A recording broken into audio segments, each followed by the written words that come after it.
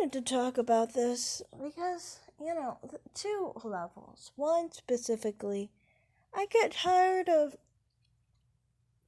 dark skinned black people like this who get obsessed with what dark skinned, self hating black men feel about what their preference is. Personally, as someone who is lighter skinned, yes, I understand that many of them will prefer people who aren't dark skinned. What my contention is two things. One, who wants someone who doesn't love themselves, regardless of who they are? Secondarily, if you think that someone who is dark skinned and a black man looks exactly like this pretty girl who literally said what she said, actually, I meant the other girl, but from what I can see, she's pretty too.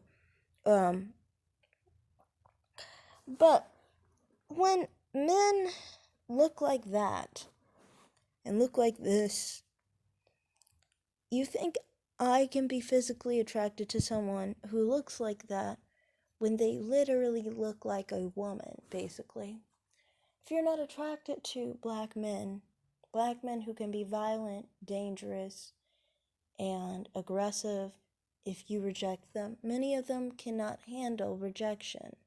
I'm not saying all black men, I'm just saying some. They really have a big issue with it.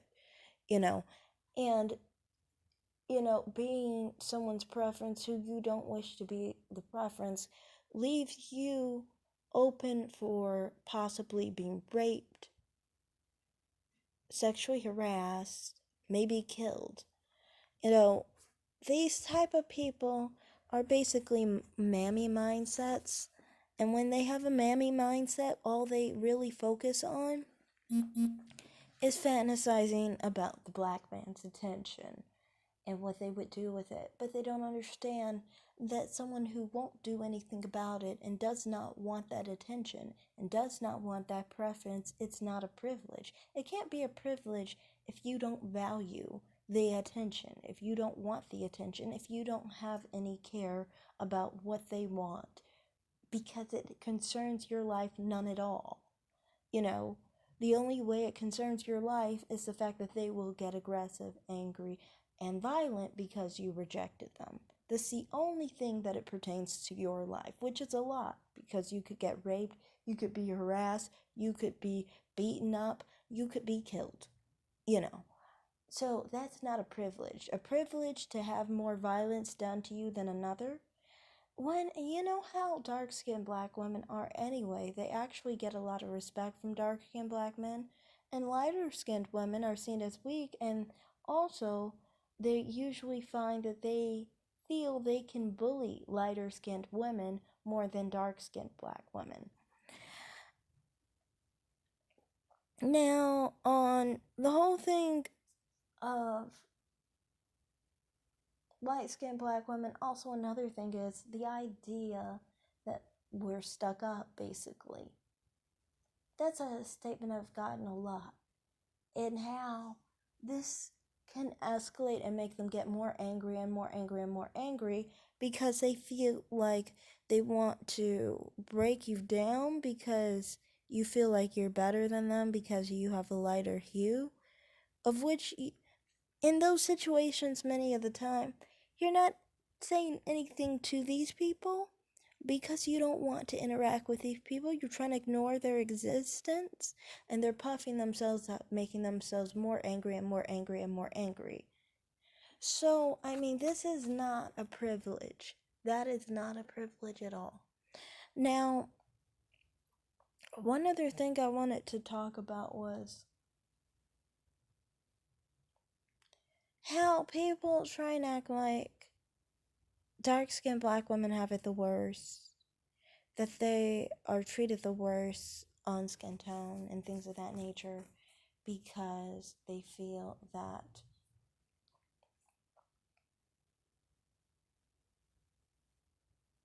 people are going to feel that they can buy into the idea that the darker you are, the worse you're treated. But the truth is if that was the case, then how come it's dark-skinned black people who are the main ones who will tell a brown-skinned black person how they're less than a light-skinned black person? Why is it the main people who are always trying to attack light-skinned and brown-skinned black people? If you had no power, you wouldn't be able to do any of those things. If you had no power, you would not be trying to implement colorism to brown-skinned black people, which dark-skinned black people constantly try to do. They constantly try to remind brown-skins that they're not as good or they're not good enough as light-skinned black people. And it's like, okay, so if you are trying to present this form of colorism, yet you supposedly struggle with colorism the most when you're implementing it on other people and trying to bring it forth because you feel insecure about being darker than a brown skinned black person. Heck, honestly, from my perspective as a brown skinned black woman, we get hate from both sides, honestly. It never makes any sense to me. If it was really that colorism existed, well, then wouldn't we get it better than dark skinned black people? Wouldn't we get no pushback from dark skinned black people? We wouldn't get any colorism from dark skinned black people because you're saying basically it would be implemented by the lighter individuals because the darker skinned black people would just be simply suffering from it the most. No, they're not suffering from it, they're playing the game to attack others with it. And a major thing with brown skinned black people, I think a lot of dark skinned black people find brown skinned black people to be a threat, honestly, in a lot of different ways. Because, see, light skinned black people don't really take the image of dark skinned black people. This is why when we talk about movies and image and things of that nature, the main roles that people complain about are the ones taken by brown skinned black people. And the reason why is because brown skinned black people can easily have the phenotype of a dark skinned black person and no one would bat an eye because we can tan very easily. This is a major thing that bothers basically all sides to this because they get uncomfortable with the range we have, but the range gives us versatility basically in image. And this is the thing with dark skinned black people. They hate the fact that we can have an image of dark skinned black people if we so choose to, and we don't always have to have a dark skinned image if we don't want to. It's an optional thing, you know. And that makes them uncomfortable because they feel that dark skin is more so like a prison sentence or something. So they kind of feel upset somebody got away with getting out of it, basically, so to speak. See, their problem is not really the fact that colorism exists, but they constantly impose the negative ideas of darker skin. This is why they impose the negative thoughts on brown skinned black people when it comes to light skin and lighter skinned people than brown skinned people. Because they constantly have this negative idea of dark skin. Well, if you have a negative idea and you're dark skinned and you're imposing the negative idea on other people, you know, you got dark skinned black men imposing it on dark skinned black women. You got dark skinned black people in general imposing it on brown skinned people. And if that was the case, if they were really oppressed by this, they wouldn't be holding up the very thing oppressing them. It's not that. It's the fact that they use colorism basically to give them more power and to hide behind their own insecurities and blame others for their insecurities. To basically not actually deal with their own perception of themselves, but actually put it onto other people.